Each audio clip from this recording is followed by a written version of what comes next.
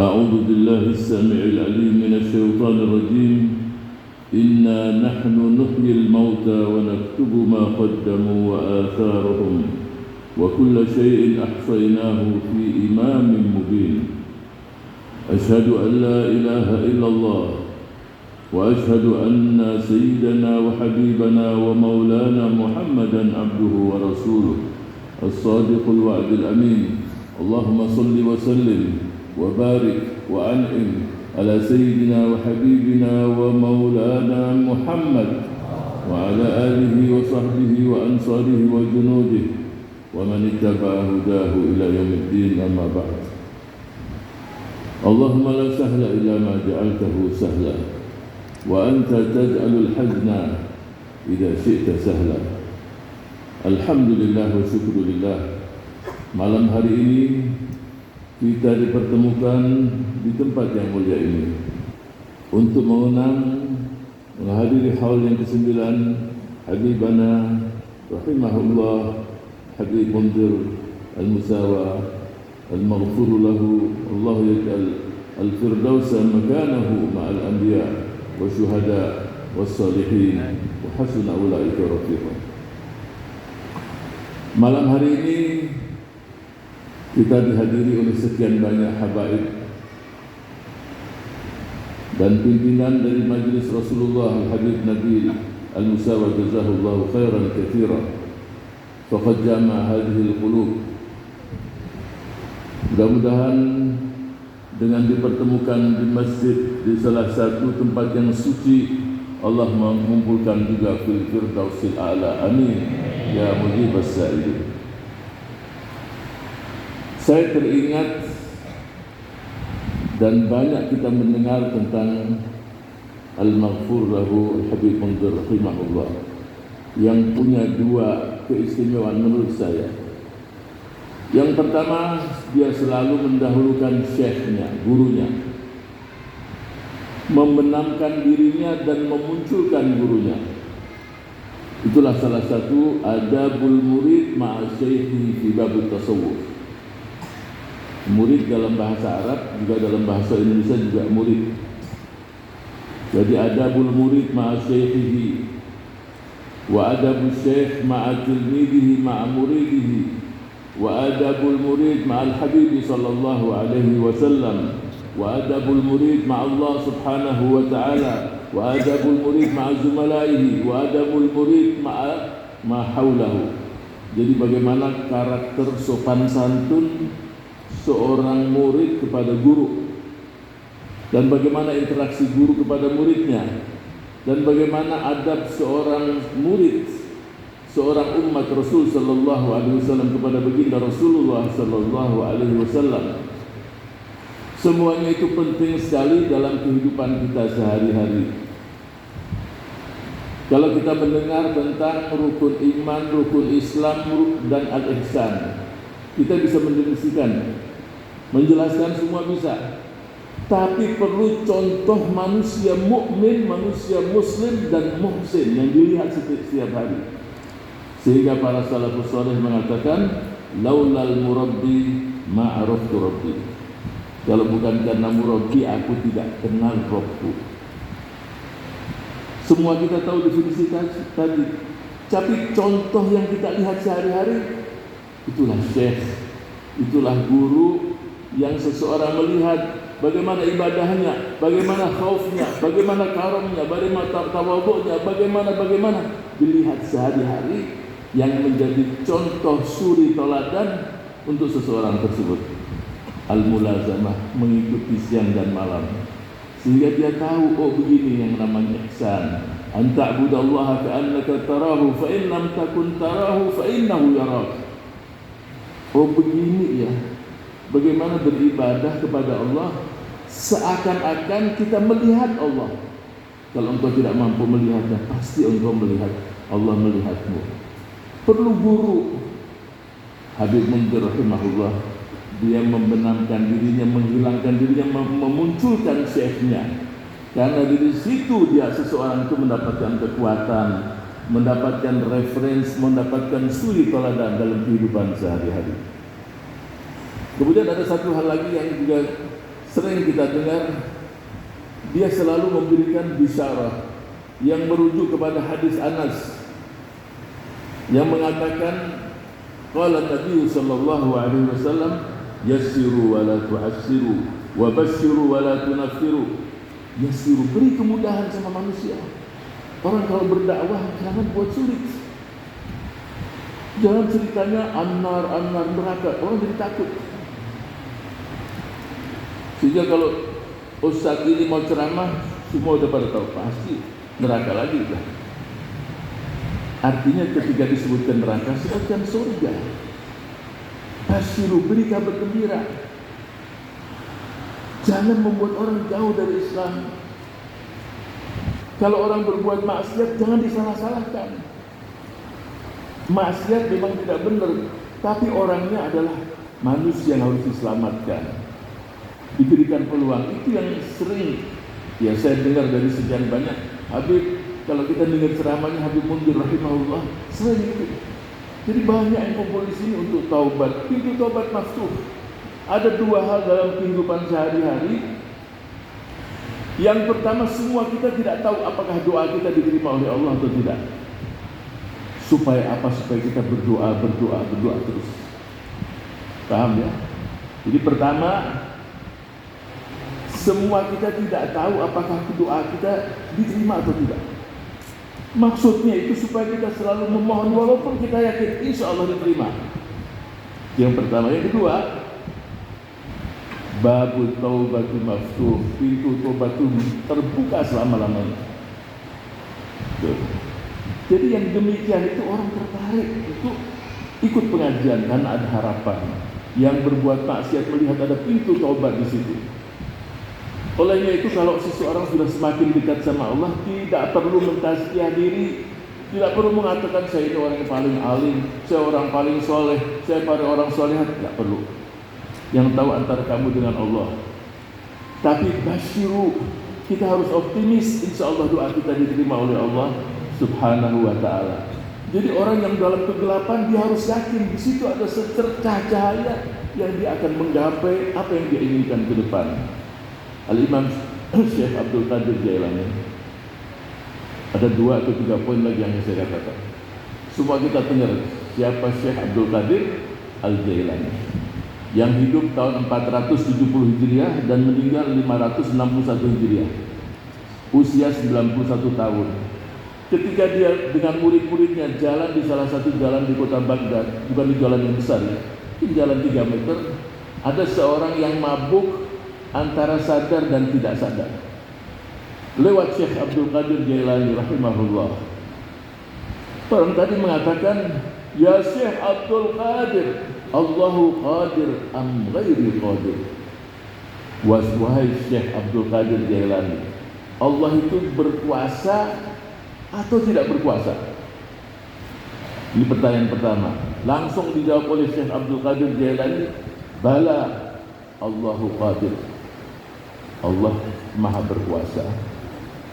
Pertanyaan itu diulang lagi, ya Syekh Abdul Qadir Jailani, Allahu qadir am ghairu qadir? Bala, Allahu qadir. Yang ketiga kali ditanya, ya Syekh Abdul Qadir Jailani, Allahu qadir am ghairu qadir? Ketika pertanyaan yang ketiga, menetes air mata Syekh Abdul Qadir Jailani. Kemudian dia sujud sambil dia menangis tadi. Kemudian dia katakan, bawa orang ini ke pesantren, mandikan, kasih dia pakaian yang bagus. Murid-muridnya tanya, ini pertanyaan apa ini? Yang pertama, yang kedua, dan yang ketiga. Syekh Abdul Qadir mengatakan, orang tadi bertanya, apakah Allah berkuasa untuk mengampuni dosa-dosaku? Syekh Abdul Qadir, pasti. Kalau engkau bertobat, Allah ampuni, walaupun engkau sudah berbuat maksiat bermacam-macam. Yang kedua dia katakan, apakah Allah berkuasa untuk menjadikanku, mengampuniku dan memposisikanku seperti engkau, wahai Syekh Abdul Qadir? Syekh Abdul Qadir mengatakan, pasti. Semua atas kekuasaan Allah. Bisa saja. Yang ketiga ini, apakah Allah juga berkuasa menjadikan aku di posisimu dan engkau di posisiku seperti ini? Itu Syekh Abdul Qadir Jailani menangis, sujud. Bala Allahu qadir, qadir, qadir. Jadi kalau seseorang ini membuktikan bahwa kita selalu harus dekat dengan Allah Subhanahu wa taala. Yang kedua, ini penting untuk kita hidup berbangsa dan bernegara di masyarakat ini. Perbedaan masih terjadi. Al-Imam Syafi'i rahimahullah hidup tahun 150 Hijriah, meninggal tahun 204 Hijriah. Akhir hidupnya tahun 199 Hijriah sampai 204 Hijriah di Mesir. Ketika dia datang di kota Mesir, tokoh-tokoh di Mesir itu ulama, jadi murid dia semua. Yang datang Imam Syafi'i. Imam Syafi'i ini banyak ulama-ulama besar ketika di kota Mekah di Masjidil Haram, umur 60, 50, 70 punya majelis-majelis. Imam Syafi'i masih belasan tahun, orang ngaji sama Imam Syafi'i. Masih umur 15, 16, 17 kumpulnya ke Imam Syafi'i.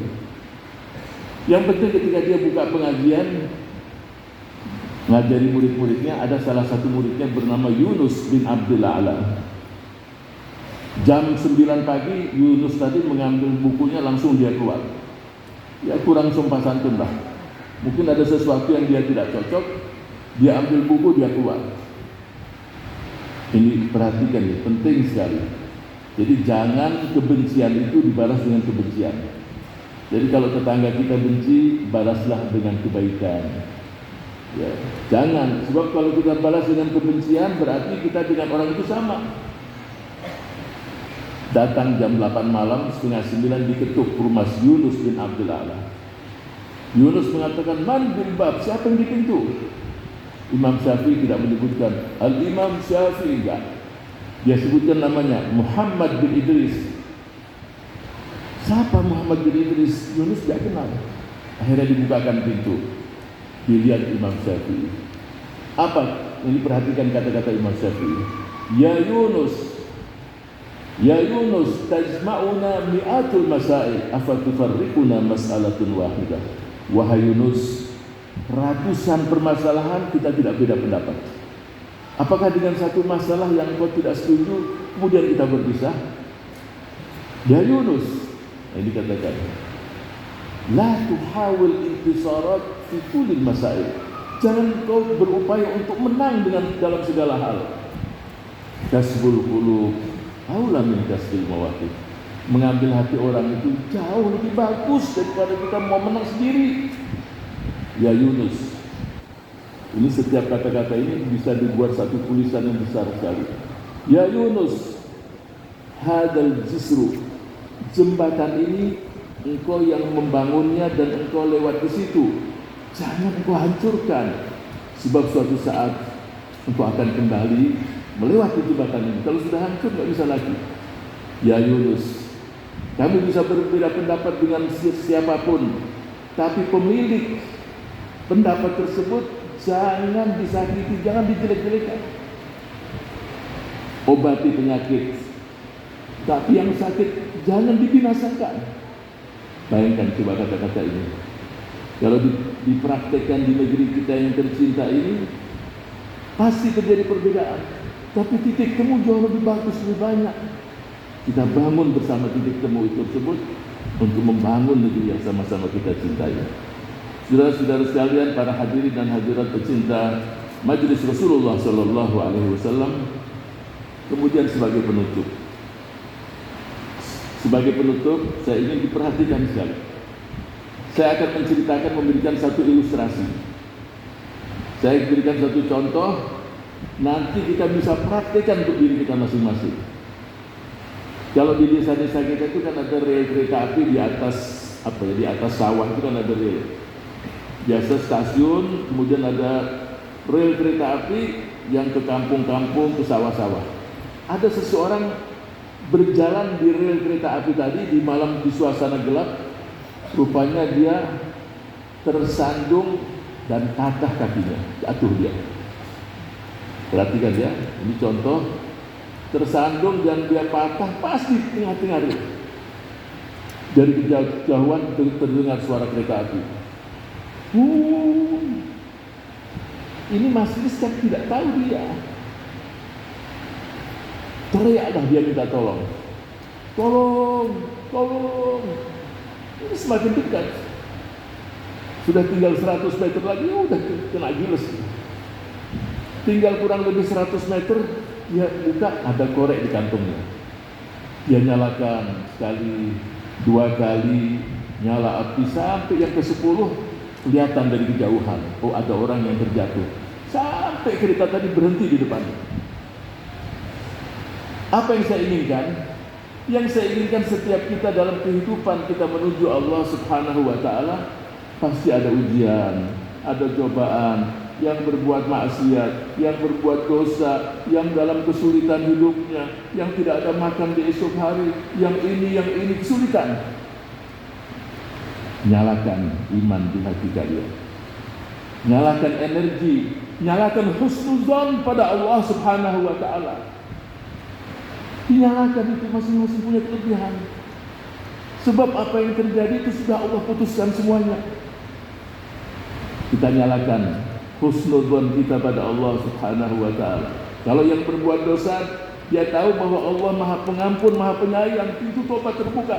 Kalau hambaku datang membawa dosa setinggi langit, tidak menyekutukanku dan meminta ampunan dariku, aku akan berikan ampunan dia semuanya. Bayangkan 60 tahun maksiat, hanya tidak sampai 1 menit dia tobat, selesai semuanya. Oleh ini saya katakan, nyalakan energi yang ada di tubuh kita, nyalakan husnuzan kita kepada Allah Subhanahu wa Ta'ala. Basisun minan nur khairun min dhulmatin halikah. Secercah cahaya lebih bagus daripada gelap tidak ada cahaya sama sekali. Wa khutuwatun muta'assirah, jalan tertatih-tatih jauh lebih bagus daripada seseorang berhenti stagnan, tidak bergerak sama sekali. Wa ilmun qalilun khairun min jahlin mutabbaq. Ilmu yang sedikit jauh lebih bagus daripada seseorang yang bodoh, yang tidak ada punya ilmu sama sekali. Jadi kalau kita punya husnuzan, itulah cahaya yang kita miliki. Ya Allah, aku mencintaimu ya Rabb. Engkaulah Rabb yang memberikan segala-galanya. Aku mencintai Nabi-Mu ya Rabb. Lama-lama orang mendapatkan yang namanya halawatul iman, manisnya iman itu sendiri. Coba sekali-kali kita diam 3, setengah 4, simpan sesuatu yang tidak tahu kecuali Allah, itu yang akan memberikan kita syafaat kelak di hari kemudian. Allahumma rzuqna hubbaka, karuniakan kepada kami cintamu, cinta orang-orang yang mencintaimu, cinta amal ibadah yang membawa kami untuk menggapai cintamu ya Rabb. Warzuqna hubbaka hubba liqa'ik, karuniakan kepada kami cinta untuk berjumpa denganmu ya Rabb. Kalau muncul cinta itu sendiri, semuanya jadi mudah. Sekarang jadi masalah beban berat, puasa berat ini karena cinta tadi tidak ada. Saya ingin tanya, kalau ada seseorang memberikan kepada si fulan uang 10 miliar umpamanya, orang tadi mengatakan, ini ya saya kasih kamu 10 miliar, 2,5%-nya kamu bagikan, taruhlah 1 atau 2 miliar kamu berikan fakir miskin, dibagikan sama dia. Tetapi kalau orang cinta sama Allah, dia tahu orang tadi ini siapa yang menciptakannya, dialah Allah. Orang ini yang memberikan dia uang 10 miliar, siapa yang menggerakkan hatinya memberikan padaku, tidak diberikan pada yang lain, dialah Allah Subhanahu wa Ta'ala. Dialah sumber hakiki dari kecintaan itu sendiri. Ketika muncul cinta, orang yang memberikan 10 miliar tadi, kamu kerja di sini 24 jam ya, di depan pintu kerja dia, suruh berdiri 24 jam pun siap. Karena dianggap ini orang baik. Dia tidak tahu siapa yang membuat hatinya itu memberikan untuk dirinya. Mudah-mudahan Allah Subhanahu wa Ta'ala mengkaruniakan kepada kita minas shalihin was shalihat, menjadikan kita orang-orang yang mengenal gurunya, yang punya sopan santun dan akhlak kepada syekhnya dan kepada gurunya, dan sangat mengenal kepada Habibina sallallahu alaihi wasallam, mencintainya dan selalu bersalawat kepadanya, dan juga mencintai Allah Subhanahu wa Ta'ala. Dan kemudian kita akan dibangkitkan kelak bersama liwa Habibina sallallahu alaihi wasallam, dan jadikan diletakkan kita semua di al-firdausul a'la ma'al anbiya wa syuhada wa shalihin. وحسن أولئك رفيقا. ربنا تقبل منا إنك أنت السميع العليم وتب علينا إنك أنت التواب الرحيم. يسر أمورنا تقض حوائجنا. اللهم إنا خلق من خلقك فلا تحرم عنا بذنوبنا فضلك يا أكرم الأكرمين. أكرمنا يا الله ولا تخزنا، وقونا ولا تضعفنا، واشف مرضانا، واسترنا يا الله بسترك الجميل في الدنيا والآخرة، واختم لنا بالحسنى وإلى جنتك الفردوس الأعلى ربنا بغير حساب. وصلى الله على سيدنا وحبيبنا ومولانا محمد وعلى آله وصحبه أجمعين، والحمد لله رب العالمين. السلام عليكم ورحمة الله وبركاته.